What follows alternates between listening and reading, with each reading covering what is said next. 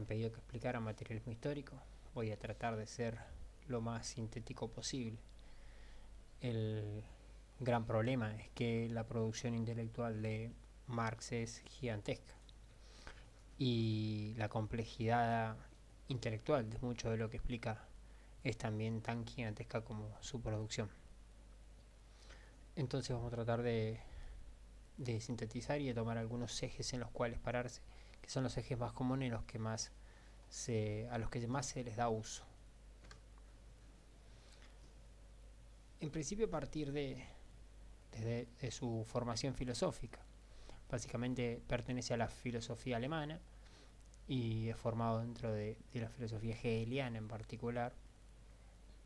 En la filosofía alemana ya estaba la estructura del binomio sustancia-esencia, que Hegel convierte en espíritu y materia. Pensar que las cosas, filosóficamente hablando, las cosas como son, primero son en espíritu y luego son en materia. Es desde la misma lógica quizá desde donde se estaba partiendo o desde donde se lo estaba concibiendo René Descartes, el famoso cartesianismo, que dice pienso, luego existo. O sea, primero soy espíritu, luego me materializo. Luego puedo entenderme en materia. Entonces Hegel, en términos filosóficos, va a partir de la misma idea, la idea de que primero está el espíritu, luego está la materia. Lo particular es que Marx comprende que la dialéctica hegeliana es poderosísima, es muy importante, pero lo que tiene de alguna manera de erróneo, la crítica más importante que le hace a la filosofía alemana en general y en particular a la hegeliana, es que está al revés. Y entonces lo que hace es invertir el modelo filosófico y en vez de partir del espíritu para llegar a la materia, Marx parte de la materia para poder comprender el espíritu. Entonces el modelo filosófico marxista será primero materia, luego espíritu. Por eso la metodología o el método conocido por el marxismo es el materialismo histórico. Entonces, uno de los momentos emblemáticos en los cuales podemos marcar el marxismo justamente la crítica que le hace a Feuerbach en sus 11 tesis sobre Feuerbach, donde la 11ª, o sea la 11, justamente dice: los filósofos se han limitado a interpretar el mundo, a partir de ahora lo que hay que hacer es transformarlo. Esto es muy interesante porque ¿para qué sirve pensar, según Marx, si no es para cambiar el mundo? No solamente para comprenderlo, no es la herramienta comprender el mundo. Esta es la lógica de un concepto muy fuerte que quizá no está tan explícito en el marxismo, pero que sí está muy implícito y muy trabajado, que es la noción de praxis, la noción de hacer, básicamente. No solamente de concebir, de pensar, de analizar, sino después de todo ese proceso hay que ir a cambiar el mundo. Entonces no solamente hay que interpretarlo al mundo, sino que ahora o de ahora en adelante hay que transformarlo.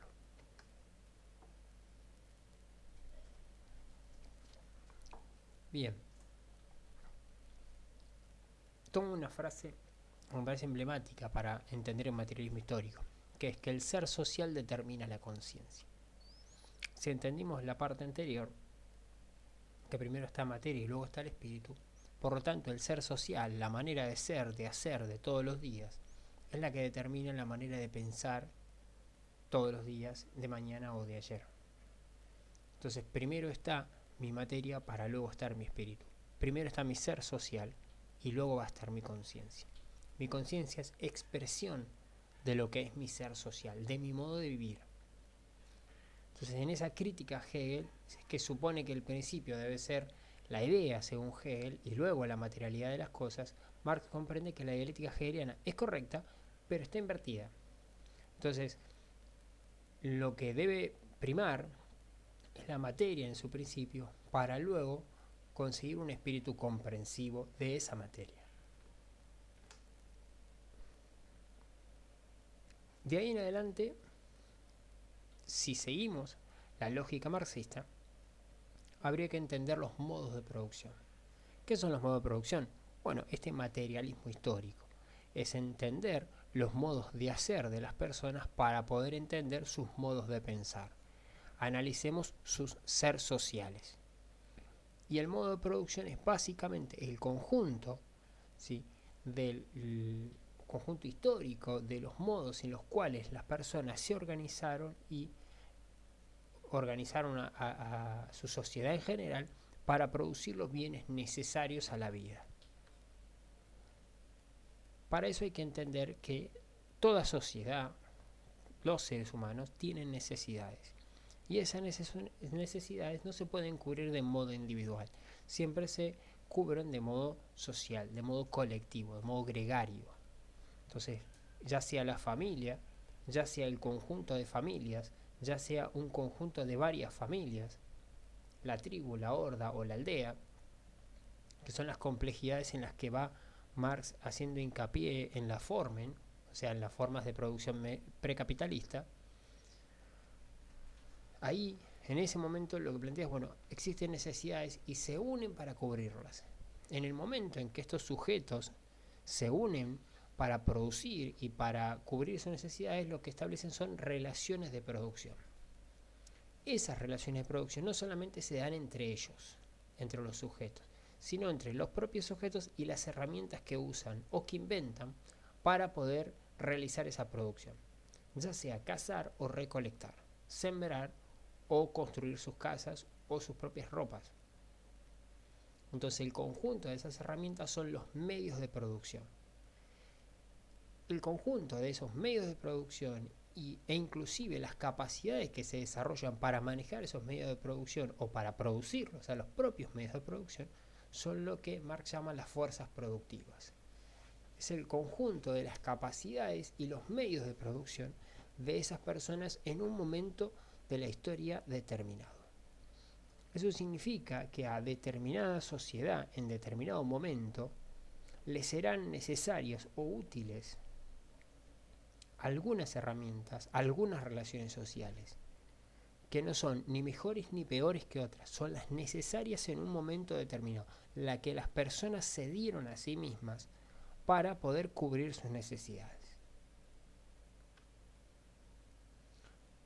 Ese conjunto, entonces, de los productores, o sea, las personas, los medios con los que producen, o sea, los medios de producción, llámese fuerzas productivas, o sea, productores y medios de producción, las relaciones que establecen,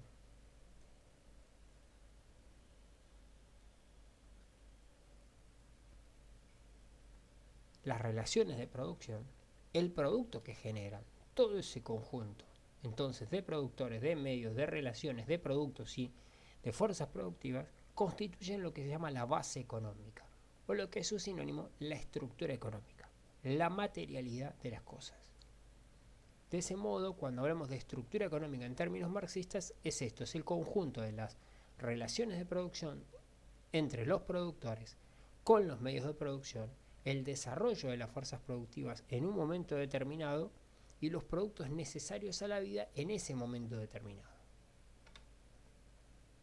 Ahora, esa estructura económica o base social, lo que va a determinar es una superestructura jurídico-legal. Y acá volvemos al principio de la explicación. No es el espíritu el que determina la materia, sino que es la materia la que va a construir un espíritu. Las leyes, que son el modo ideal en el cual esas personas se conciben a sí mismas, ¿por qué decimos el modo ideal? Porque las personas se conciben creyendo que no es correcto robar, creyendo que no es correcto matar, creyendo que no es correcto violar. Entonces son modos ideales. Esos modos ideales, el espíritu de perfección que buscan las personas y que lo plasman en la ley, están en la esfera de la superestructura. Pero no solamente esa superestructura jurídico-legal tiene que ver con esto que nombramos. También son el conjunto de normas que establecen las relaciones de producción. Entonces los sujetos generan relaciones de producción para producir. Pero además de eso generan normas que de algún modo reproducen y perpetúan estas mismas relaciones de producción en términos de la legalidad. De ese modo, en el Imperio Romano no solamente hay esclavos, porque la estructura económica determina la necesidad de esclavos, sino que hay una superestructura jurídico-legal que establece cuál es la condición del esclavo y en qué condiciones una persona se puede convertir o no en esclavo. O sea, las reglas del juego. En el capitalismo existen relaciones de tipo asalariada y por lo tanto existen normas que rigen el cómo se dan las relaciones asalariadas y están prohibidas las relaciones de tipo esclavista. Por lo tanto, la superestructura jurídico-legal es el espejo de la estructura económica. Si se modifica la base social o la estructura económica, que es el sinónimo, se va a modificar la superestructura jurídico-legal. ¿Dónde está la ideología dominante? Entonces, la ideología dominante de la clase dominante expresa las relaciones de dominación, relaciones de producción que están en la estructura económica. Vayamos a una serie de conceptos que son esenciales para entender el materialismo histórico. El concepto más fuerte, o si se quiere, el más importante de todos los que ha desarrollado el marxismo, que es la plusvalía. Marx dice: las personas en el trabajo producen valor. En términos capitalistas, producen valor. Entonces, un trabajador es contratado de una fábrica, recibe una serie de bienes y a esos bienes, a esas materias primas, les imprime valor con su trabajo.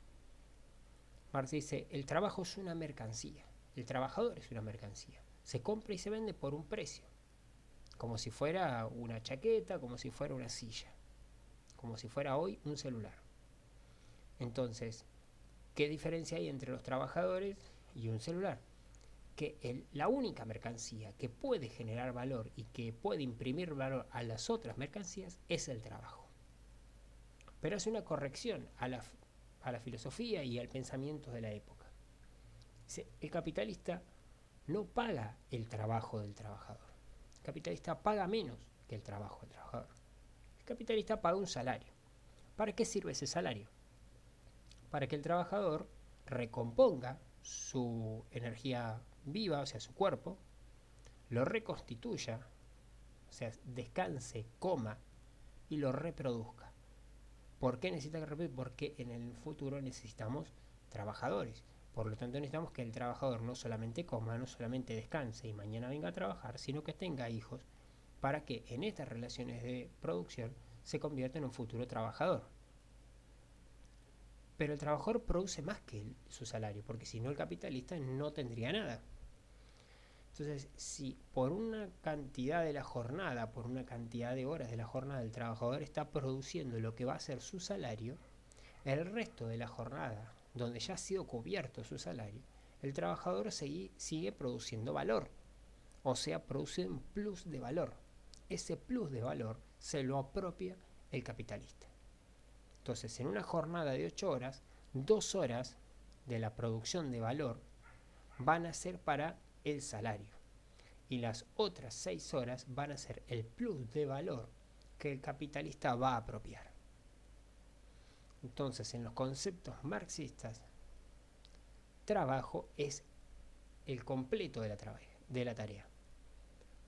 Una parte, que es la reproducción de la fuerza de trabajo, que es el salario o el jornal, y el resto, que es la plusvalía o trabajo enajenado, trabajo apropiado, que son todos sinónimos. Ese trabajo excedente que el capitalista se va a quedar. Entonces, la pregunta es: ¿a dónde va la plusvalía? En principio, la plusvalía sirve para recomponer, reconstituir y reproducir a la clase apropiadora, a la capitalista. En esos términos, el resultado de la plusvalía se convierte en dinero. Pero también se convierte en nuevos medios de producción por el capitalista con sus ganancias, con esa plusvalía acumulada, va y compra maquinarias. Cuando compra maquinarias, lo que está comprando no solamente es un medio de producción, sino que lo que está haciendo es invirtiendo capital. Entonces el dinero puede tener, según su naturaleza, dos funciones: o convertirse en dinero para consumo normal, o convertirse en capital. ¿Qué significa convertirse en capital? Es una plusvalía que va a generar más ganancia. Por lo tanto, la plusvalía por lo general se convierte en nuevos medios de producción. Nuevos medios de producción que permiten aumentar la productividad del trabajo. Por lo tanto, aumentan algo que Marx llama la plusvalía relativa. Si en algún momento consideramos que la plusvalía se medía entre la diferencia en lo que tarda el trabajador en cubrir su salario y el resto o el restante que va a apropiar el capitalista, con unos medios de producción más nuevos, tecnológicamente más productivos, el trabajador va a aumentar la producción en la misma jornada. Por lo tanto, va a tardar menos tiempo en cubrir su salario dentro de la producción. Hasta ahí todo sería plusvalía absoluta. Pero además de eso, los medios de producción lo que van a permitir es coordinar también mejor el trabajo de los trabajadores y por lo tanto no solamente voy a extraer individualmente una mayor tasa de plusvalía, sino que de manera colectiva por la coordinación del trabajo, una mayor plusvalía relativa.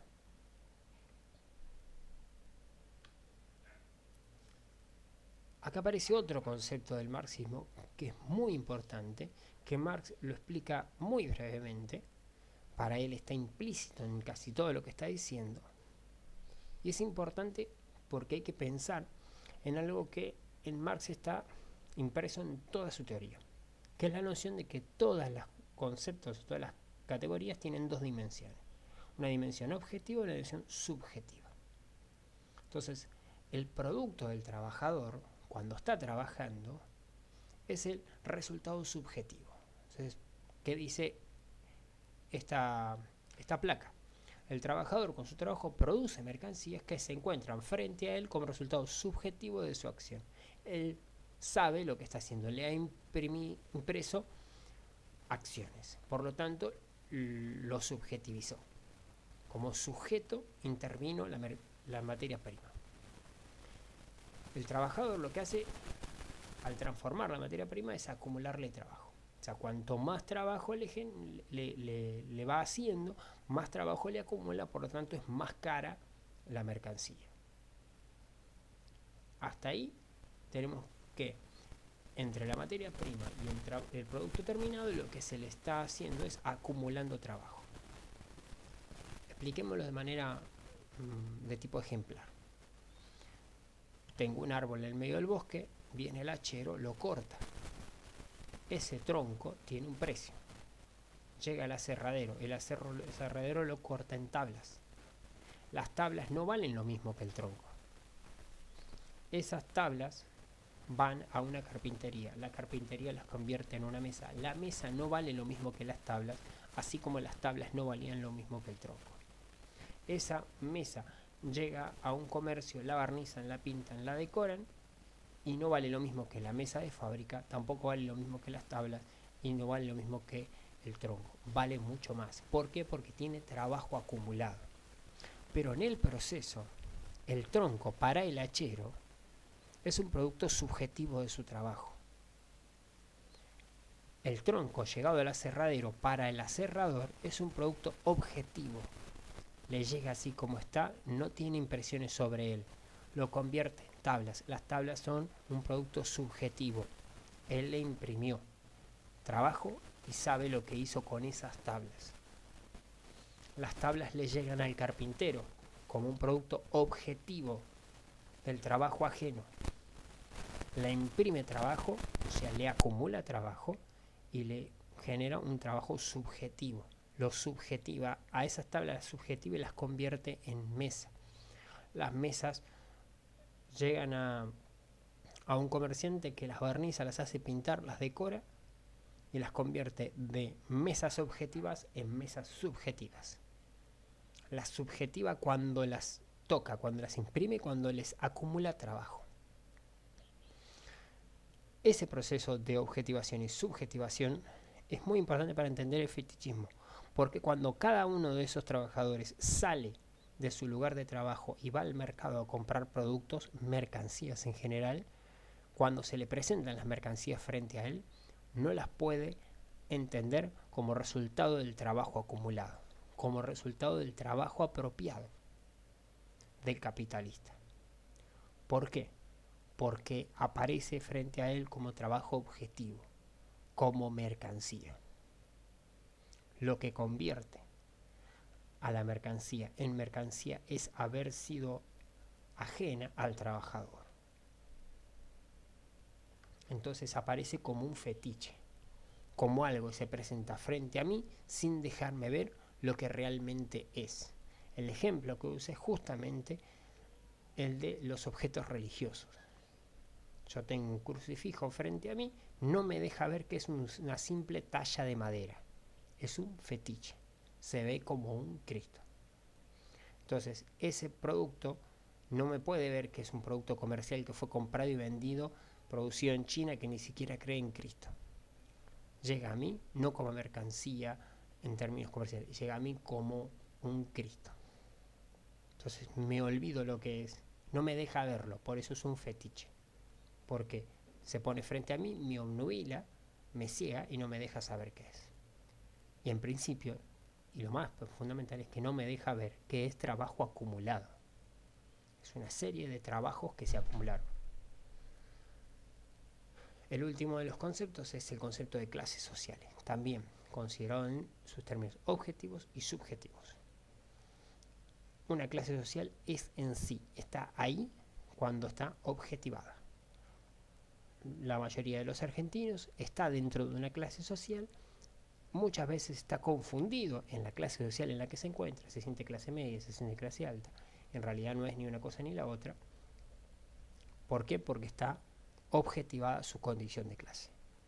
Cuando lo subjetiva, cuando le imprime valor a su clase, cuando toma conciencia del lugar que ocupa dentro de los medios de producción y dentro de las relaciones de producción, empieza a luchar por su condición, a mejorarla, ya sea de modo reformista o ya sea de modo revolucionario, y toma conciencia. A eso Marx no lo llama clase en sí, la llama clase para sí, clase que lucha para sí misma, que busca cambiar sus condiciones de vida.